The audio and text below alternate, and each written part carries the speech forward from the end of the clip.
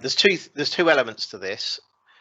The first one is we'll come on to substitution, because people getting together to create a consultancy, it only works if you are actually a genuine consultancy, and the consultancy has taken on the responsibility of delivering the services. There's no difference between a one-man limited company being outside IR35. That is a consultancy. There's just one person in it. Having someone else in that consultancy doesn't really help the status of that one person who has provided the services to that client. If they've been provided on a personal basis, the fact that there's a consultancy has got nothing to do with it, really. That consultancy has just acted like an employment business, like an agency, and they've sold labour. It's bums on seats, it's labour for hire, it's body shopping.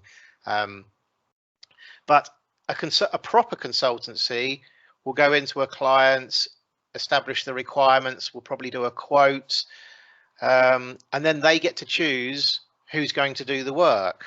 So an IT consultancy with maybe 15 people, some of them are contractors, some of them are permies. That's what a consultancy is, really. Yeah. Two people who have unrelated skills work buddying up in the same limited company pretending they're a consultancy. That is not going to work and not going to convince anybody. That's not a thing. Now, moving on to the substitution side of things, there is some confusion in the market around substitution, and some of this I would possibly blame HMRC on in some of the guidance they gave a while ago.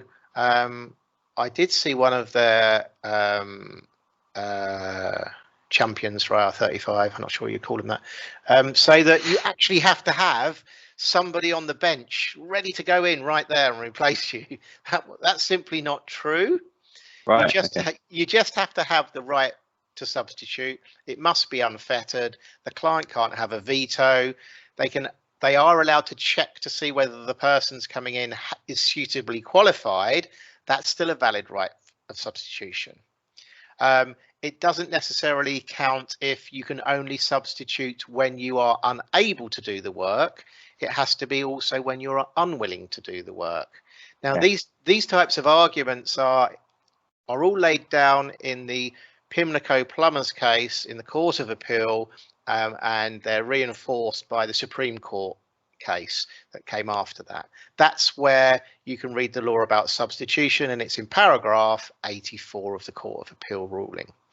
So the other thing I'd say about substitution is that most contractors don't substitute. Over 100,000 assessments we've done over many years, we think less than 2% have ever actually substituted.